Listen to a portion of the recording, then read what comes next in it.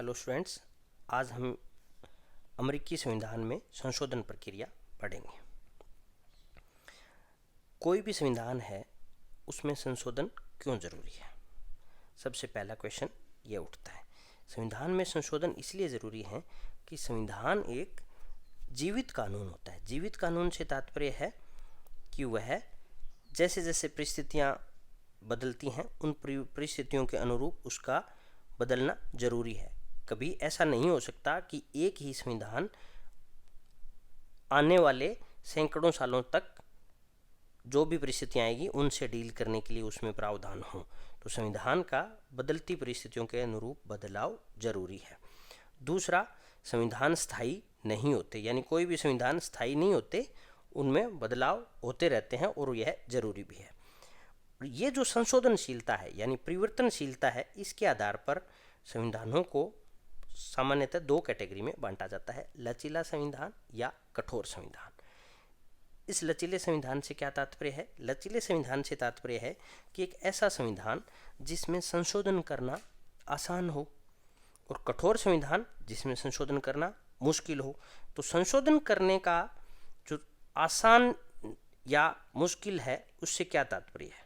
संशोधन करना आसान वह होता है जिसमें दोनों सदनों या एक सदन जैसी भी व्यवस्थापिका है उसका बहुमत कम आवश्यक हो, यानी थोड़े से सदस्यों के बहुमत से अगर समर्थन से अगर संविधान संशोधित हो जाए, या प्रक्रिया आसान हो, छोटी हो, ज़्यादा बाधाएं नहीं हो, और जनमत से जनता से पूछने का भी प्रावधान नहीं होना चाहिए। तो ये ऐसी जो प्रणाली होती है सामान्यतः उनको लचीला संविधान कहते हैं, या दूसरे भाषा में कहें सामान्य कानून निर्माण की तरह ही अगर संविधान में संशोधन हो जाए तो उस संविधान को लचीला संविधान कहा जाता है। ब्रिटेन में यह व्यवस्था है, यानी ब्रिटेन के संविधान में, वैसे तो ब्रिटेन का संविधान अलिखित संविधान है, लेकिन जो पार्ट लिखित है उस पार्ट में संशोधन के लिए जैसे सामान्य जनरल लॉज बनाते हैं वैसे ही वहाँ के उन कानूनों में संशोधन, उन संविधान के उस पार्ट में संशोधन किया जा सकता है। कठोर संविधान से तात्पर्य है कि जनरल लॉ यानी सामान्य लॉ बनाने से अलग एक अलग और ज़्यादा बहुमत वाली और लंबी प्रक्रिया का प्रावधान होता है, उससे वह संविधान कठोर संविधान कहलाता है। सबसे कठोर संविधान स्विट्जरलैंड का है। यूएसए का भी संविधान कठोर है। अगर लचीले और कठोर की डेफिनेशन में हम ये देखें कि भारत का संविधान कठोर है या लचीला है, तो इंडिया के संदर्भ में ये कहा जाता है कि इंडिया का जो संविधान है वह लचीले और कठोर का मिश्रण है, यानी नम्य और अनम्य संविधान का मिश्रण है। इसका क्या अर्थ है? इसका अर्थ है कि संविधान का बहुत बड़ा पार्ट सामान्य विधेयक से संशोधित हो जाता है, सामान्य विधेयक की भांति यानी सामान्य कानून की भांति संशोधित हो जाता है। फिर संविधान का एक पार्ट ऐसा है जो विशेष बहुमत से संशोधित होता है, जो थोड़ा मुश्किल है, ज़्यादा बहुमत है, विशेष बहुमत यानी जिसमें 2/3 बहुमत आवश्यक होता है। और संविधान के कुछ प्रावधान ऐसे हैं जिनमें संशोधन के लिए विशेष बहुमत के साथ साथ आधे राज्यों का समर्थन, आधे राज्यों की विधानमंडलों का समर्थन भी जरूरी है। तो यह पार्ट काफ़ी मुश्किल है इसमें संशोधन करना, इसलिए भारत का संविधान लचीले और कठोर का मिश्रण है, लचीले और कठोर का मिक्स रूप है। अब हम यूएस में संविधान संशोधन की प्रक्रिया क्या है उस पर देखते हैं। यूएस में संविधान संशोधन की प्रक्रिया के 2 चरण हैं। पहला चरण है संशोधन का प्रस्ताव और दूसरा है संशोधन का पुष्टिकरण। संशोधन का प्रस्ताव कैसे होता है? संशोधन का जो प्रस्ताव है इसके 2 तरीके हैं, कोई सा भी एक अपनाया जा सकता है। पहला जो तरीका है वह है कि कांग्रेस के दोनों सदनों के 2/3 बहुमत के समर्थन से, यानी दोनों सदन अपने अपने 2/3 बहुमत से यह प्रस्ताव पारित कर दें कि संविधान में यह संशोधन किया जाता है। दूसरा तरीका है 2/3 राज्यों के आवेदन पर कांग्रेस द्वारा बुलाए गए संवैधानिक सम्मेलन में अगर यह प्रस्ताव पारित हो जाए कि यह संशोधन किया जाना चाहिए या यह संशोधन किया जाता है। ये है संविधान के प्रस्ताव के दो तरीके, इन दोनों में से कोई सा भी अपनाया जा सकता है, यानी फर्स्ट और सेकंड दोनों में से कोई एक। अगला चरण है वह है संशोधन का पुष्टिकरण। संशोधन के पुष्टिकरण के भी दो तरीके हैं, इनमें से भी कोई सा भी अपनाया जा सकता है। फर्स्ट तरीका है 3/4 राज्यों यानी 38 राज्यों की विधानमंडलों के द्वारा अगर यह प्रस्ताव पारित हो जाए कि जो संशोधन का प्रस्ताव कांग्रेस ने किया था उसे 3/4 विधानसभा पारित कर दें। दूसरा है 3/4 राज्यों के सम्मेलन में यह जो संशोधन का प्रस्ताव कांग्रेस ने किया था वह पारित हो जाए, तो संशोधन हो जाता है, संविधान संशोधन हो जाता है। तो अब हम इस संशोधन की जो प्रक्रिया थी इसके बारे में कुछ महत्वपूर्ण फैक्ट्स देखते हैं। जैसे फर्स्ट है कि प्रस्ताव के दो तरीके हैं, हमने पढ़े, पुष्टिकरण के भी दो तरीके हैं, तो कोई से एक तरीके के साथ कोई सी भी पुष्टिकरण की विधि अपनाई जा सकती है। लेकिन पुष्टिकरण की कौन सी विधि प्रयोग में लाई जाएगी यह तय कौन करता है? यह तय कांग्रेस करता है कि वह 3/4 राज्यों के विधानमंडलों द्वारा उसका पुष्टिकरण करना है या 3/4 राज्यों के सम्मेलन में 3/4 समर्थन से उसका पुष्टिकरण करना है। दूसरा है 2/3 बहुमत से जो आशय है उसका अर्थ है उपस्थित और मतदान करने वाले सदस्यों का बहुमत।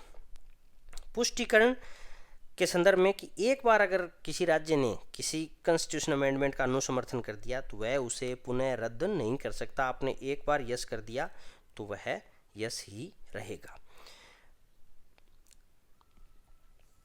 अगला कि ये जो 2/3 बहुमत से संविधान संशोधन का प्रस्ताव कांग्रेस पारित करती है उसे राष्ट्रपति वीटो नहीं कर सकते, यानी राष्ट्रपति के पास निषेधाधिकार नहीं है, वीटो करने की शक्ति नहीं है, उन्हें साइन करना पड़ेगा, सहमति देनी पड़ेगी।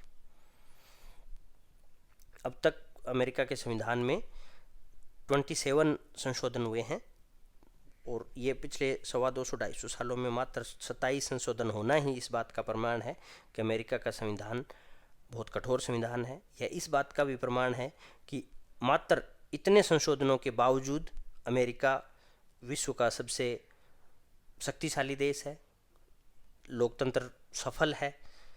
तो ऐसा उस संविधान में ऐसा क्या बात थी या उनकी पॉलिटी में ऐसी क्या बात है, यह हमने थोड़ा जो लेक्चर्स की सीरीज़ थी यूएस कॉन्स्टिट्यूशन पे, अलग अलग लेक्चर्स में हमने ये बात की। तो जो मुख्य अमेंडमेंट्स हैं उनको हम देखते हैं।